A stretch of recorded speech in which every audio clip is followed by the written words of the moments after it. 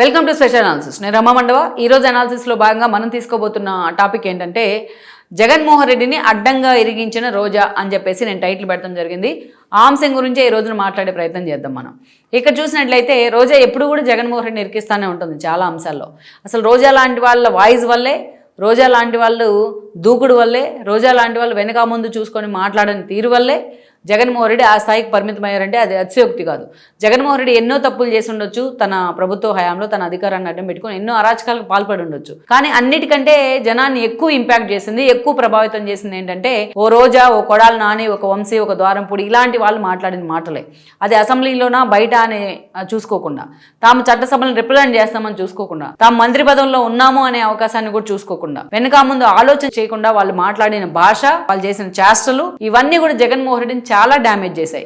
జగన్మోహన్ రెడ్డి ఒక్కడనే కాదు, ఆయన నమ్మి పార్టీలోకి వచ్చిన చాలా మందిని డ్యామేజ్ చేశాయి. ఆ పార్టీలో ఒక శ్రీకాంత్ రెడ్డి, ఒక కోరుముట్ల, ఒక ధర్మాన ఇలాంటి ఎంతో మంది నేతలు ఉన్నారు, చాలా డిగ్నిఫైడ్గా ఉండేవాళ్ళు. వాళ్ళందరినీ కూడా ఈ పిడికడి మందే డ్యామేజ్ చేశారు, ఈ బూతులు మాట్లాడే వాళ్ళే డ్యామేజ్ చేశారు. జనాలు సంక్షేమ పథకాలు లేకపోతే ఇంకోటో చాలా తక్కువ మెమొరీ ఇలాంటి విషయాల్లో. కానీ ఎవరైతే ఇలా బూతులు మాట్లాడతారో, ఎవరైతే ఇలా సమాజానికి విరుద్ధంగా వెళ్ళే ప్రయత్నం చేస్తారో వాళ్ళని ఇక్కడే పెట్టుకుంటారు జనం. అందుకే అలాంటి వాళ్ళు మొత్తాన్ని ఓడించి ఇంట్లో కూర్చోబెట్టారు ఈ రోజున. ఒక అనిల్ కుమార్ యాదవ్ దగ్గర నుంచి ఒక రోజా దాకా, ఒక వంశీ దగ్గర నుంచి ఒక ద్వారంపూడి, కొడాలి నాని దాకా. సో అలాంటి వాళ్ళని మళ్ళీ పెంచి పోషించే ప్రయత్నం జరుగుతూ ఉంది ఈ రోజున. వాళ్ళకి పొలిటికల్ నాలెడ్జ్ బాగుంటే పొలిటికల్ వ్యూహాల్లోనూ ఇంకో వ్యూహాల్లోనూ పార్టీ లైన్కి భిన్నంగా వెళ్ళకూడదు అనే ఒక గైడెన్స్ ఉంటే పర్ఫెక్ట్గా ఉంటారు. కానీ వాళ్ళని విచ్చలవిడిగా మీరు రెచ్చిపోండి అని వదిలేస్తే వాళ్ళ చర్యలు కూడా అలాగే ఉంటాయి. అవి అల్టిమేట్గా డ్యామేజ్ చేస్తూ ఉంటాయి పార్టీని. అందుకు రోజా ఒక ప్రత్యక్ష ఉదాహరణ. రీసెంట్గా ఆవిడ ఏం చేసిందంటే స్టాలిన్ బర్త్డే సందర్భంగా మార్చి 1న అక్కడ ఒక కార్యక్రమం నిర్వహిస్తే చెన్నైలో డిఎంకే తరపున ఆమె అటెండ్ అయింది. ఆ కార్యక్రమానికి అటెండ్ అయ్యి అక్కడ స్టాలిన్ని పొగిడే క్రమంలో చంద్రబాబు నాయుడు యాజ్ యూజువల్ ఎక్కడికి వెళ్ళినా తిడుతుంది కాబట్టి చంద్రబాబు నాయుడు తిట్టింది. అంతవరకు ఓకే. జగన్మోహన్ రెడ్డిని కూడా ఆకాశానికి ఎత్తేసే ప్రయత్నం చేసింది. ఇక్కడ ఇది చాలా డ్యామేజ్ అవుతూ ఉంది వైఎస్ఆర్సీపీకి. ఎందుకంటే జగన్మోహన్ రెడ్డి ఇప్పటికీ కూడా బీజేపీ ఫోల్డ్లో ఉన్నానని భావిస్తూ ఉన్నారు. ఆయన బీజేపీతో ఎక్కడా కూడా ఆయన డిఫర్ అవ్వడం కానీ తెగతంపులు చేసుకునే ప్రయత్నం కానీ చేయరు. తాను 5 ఏళ్ల పాటు అధికారంలో ఉన్నప్పుడు ఎలాగైతే మోడీకి దత్తపుత్రుడిగా వ్యవహరించారో ఇప్పుడు కూడా అలాగే వ్యవహరిస్తూ ఉన్నారు. ఆయన తనకి రాష్ట్రపతి, ఉపరాష్ట్రపతి ఎన్నిక రూపంలో ఒక అవకాశం వచ్చినా తాను అటు ఇండియా కుటుంబం వైపు వెళ్ళే అవకాశం వచ్చింది. రేవంత్ రెడ్డి లాంటి వాళ్ళు, షర్మిల లాంటి వాళ్ళు రిక్వెస్ట్ చేశారు సుదర్శన్ రెడ్డికి మద్దతు ఇవ్వమని. అయినా జగన్మోహన్ రెడ్డి ఇవ్వరు. ఎందుకంటే ఆయన పేక మీద కత్తులాగా సిబిఐ కేసులు, ఈడీ కేసులు వేలాడుతూ ఉన్నాయి కాబట్టి, త్వరలో లిక్కర్ స్కామ్ వ్యవహారం కూడా తెర మీదకి రాబోతుంది కాబట్టి. సో వీటన్నిటి భయం ఉంది కాబట్టి ఆయనకి ఎక్కడ కూడా బీజేపీ నుంచి డీవియేట్ కావాలనుకోడు. ఎక్కడైనా గత 5 ఏళ్ల పాటు కూడా ఆయన అధికారంలో ఉన్నప్పుడు బీజేపీ ఒక బిల్లు పెడితే బీజేపీ నేతలు దాన్ని స్టడీ చేసేలోపే ఈయన పరిగెత్తుకుంటూ వెళ్ళి మద్దతు ఇచ్చేవాడు తన ఎంపీలతో పాటు. అలా నడుస్తూ వచ్చింది, అలా నడిపించుకోగలిగాడు జగన్మోహన్ రెడ్డి 5 ఏళ్ళు. సరే, ఈరోజు ప్రతిపక్షంలో ఉన్నారు. ప్రతిపక్షంలో ఉంటే అటు అదే అంటే మా అన్న సింహం సింగిల్గా వస్తాడని చెప్తుంటారు వైసీపీ నేతలు. సింగిల్గా రాదు, సింహం ఎప్పుడు కూడా గుంపుతోనే వస్తుంది వేటాడడానికి.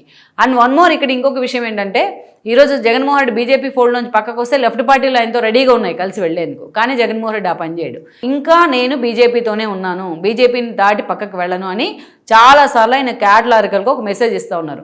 ఈరోజు అమిత్ షా కానీ మోడీ కానీ పిలిచి పరిగెత్తుకుంటూ ఢిల్లీ వెళ్తారు ఆయన 5 నిమిషాల్లో. సో అలాంటి జగన్మోహన్ రెడ్డి ఈరోజు డిఎంకే పార్టీ మద్దతు ఇస్తున్నారు. మొన్న పెళ్లిలో కలిశాడు, తన బ్రదర్ కొడుకు సాహిల్ పెళ్లిలో స్టాలిన్, ఉదయనిధి వచ్చారంటే వాళ్ళు పెళ్లికి వచ్చారు, వాళ్ళని వెల్కమ్ చేశారు. అది ఎవరు కూడా అంత సీరియస్గా రాజకీయ అంశంగా తీసుకోరు.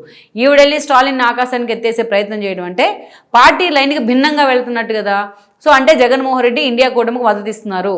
అందుకే రోజాని ముందు ప్రీఫేజ్లో రోజాని ముందుగా అక్కడికి పంపి చిన్న టెస్ట్ చేయించే ప్రయత్నం చేశారని చర్చ జరుగుతోంది. ఆవిడ పాపం జగన్మోహన్ రెడ్డికి సంబంధం లేకుండానే వెళ్ళుండొచ్చు ఆ కార్యక్రమానికి. ఆయనకు కాకపోతే కనీసం ఇంటిమేట్ చేసి వెళ్ళాలి అలాంటి కార్యక్రమానికి వెళ్ళేటప్పుడు.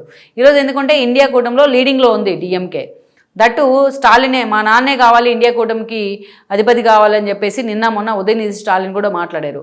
అలాంటి స్టాలిన్కి మద్దతు ఇస్తూ ఉదయనిధి స్టాలిన్తో పాటు ఆ కార్యక్రమంలో పాల్గొని ఈరోజు జగన్మోహన్ రెడ్డి అడ్డంగా ఇరిగించేసింది. నిద్ర లేస్తే అక్కడ డిఎంకే వర్సెస్ బీజేపీ అనే ఈక్వేషన్స్, అటు నయనార్ నాగేంద్ర కానీ ఇటు అన్నామలై కానీ నిద్ర లేకుండా చేస్తూ ఉన్నారు. ఇటు అలాంటి వాళ్ళతో వెళ్ళి ఈరోజు ఒకే వేదికను పంచుకోవడం ద్వారా జగన్మోహన్ రెడ్డి ఆమెను పంపించే ప్రయత్నం చేశారు అనే చర్చ జరుగుతోంది. అంటే తన చర్య ద్వారా ఈరోజు రోజా జగన్మోహన్ రెడ్డిని అడ్డంగా ఇరికించే ప్రయత్నం చేసింది. దాన్ని బీజేపీకి దగ్గర వెళ్ళడానికి ఆయన ప్రయత్నం చేస్తూ ఉంటే, ఉపరాష్ట్రపతి లాంటి అంశాలు అవకాశం వచ్చినా కూడా బీజేపీని దూరం చేసుకోకుండా వాళ్ళని వాడేసుకునే ప్రయత్నం చేస్తూ ఉంటే, ఈరోజు రోజా ఈ విషయంలో మాత్రం జగన్మోహన్ని అడ్డంగా ఇరికించే ప్రయత్నమే కాదు, బీజేపీ నేతలకి అనుకోని అనుమానాలు జగన్మోహన్ రెడ్డి మీద కలిగేలా చేసిందని మనం చెప్పుకోవచ్చు.